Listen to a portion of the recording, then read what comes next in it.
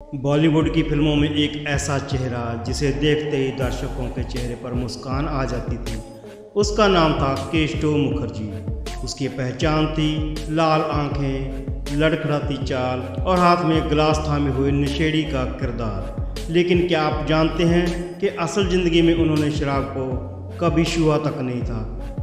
यह बात अपने आप में किसी फिल्मी कहानी से कम नहीं। केस्टो मुखर्जी का जन्म 7 अगस्त 1925 को कोलकाता में हुआ। शुरुआती दिनों में वे कला और अभिनय में रुचि रखते थे। कोलकाता उस दौर में थिएटर और साहित्य का गढ़ था। यहीं उन्होंने अपनी कला को निखारा और महान निर्देशक सत्यजीत रे की नज़रों में आए। रे जैसे फिल्मकार ने उसकी प्रतिभा को पहचाना और उन्हें अपनी फिल्मों जैसी अपराजितें और बाद में परशुराम जैसी प्रोजेक्ट में छोटे लेकिन असरदार किरदार दिए। यही वो दौर था जब उन्हें समझाया कि अभिनय केवल बड़े किरदार निभाने का नाम नहीं बल्कि छोटे से रोल से भी दर्शकों का दिल जीता जा सकता है। 1950 और 60 के दशक में जब बॉलीवुड मुंबई में चमक रहा था तब केस्टो मुखर्जी ने वहां कदम रखा। लेकिन बॉलीवुड आसान जगह नहीं थी जहां स्टारडम का मतलब था हीरो हीरोइन या खलनायक। ऐसे में केस्टो के लिए अपनी अलग पहचान बनाना आसान नहीं था, लेकिन उन्होंने अपने लिए एक ऐसा रास्ता चुना जो किसी और ने उस तरह से नहीं अपनाया था, कॉमिक शराबी का किरदार।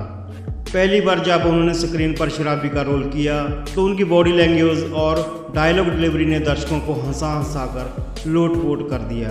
वे इतने नेचुरल लगे कि हर किसी ने मान लिया कि ये शख्स असल में शराबी है। यही उसकी सबसे बड़ी ताकत भी बन गई और सबसे बड़ी गलतफहमी भी। दिलचस्प किस्सा यह है कि लोग उन्हें अक्सर पार्टियों में शराब ऑफर करते थे, लेकिन केस्टो हमेशा मुस्कुरा कर कहते, मैं शराबी सिर्फ पर्दे पर हूँ, असल ज़िंदगी में नहीं।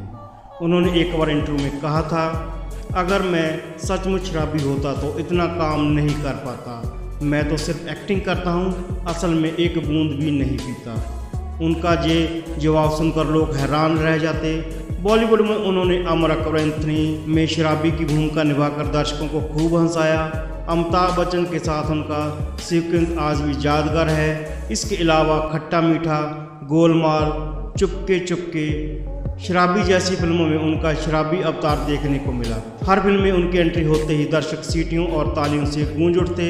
लेकिन इस इमेज का एक नकारात्मक पहलू भी रहा। उन्हें गंभीर किरदार या अलग तरह की भूमिकाएं लगभग नहीं मिली। जो कलाकार कभी सत्यजीत रे के निर्देशन में सीरियस रोल कर चुका था उसे बाद में सिर्फ कॉमेडी शराबी तक सीमित कर दिया गया।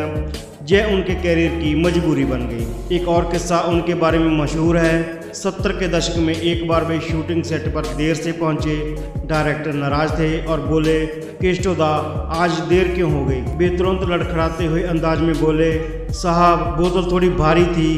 पूरा सेट ठहाकों से गूंज उठा और इसी बहाने डायरेक्टर का गुस्सा भी ठंडा पड़ गया। यही उनकी सबसे बड़ी खासियत थी, माहौल को हल्का करना। हालांकि इंडस्ट्री में दोस्त और साथी कलाकार उनकी इज्जत करते थे क्योंकि वे जानते थे कि केस्टो पर्दे पर भले शराबी हो लेकिन निजी ज़िंदगी में बेहद अनुशासित और ईमानदार इंसान थे। उनका कहना था कि हास्य सबसे कठिन अभिनय है और उन्होंने इसे अपनी पहचान बना लिया।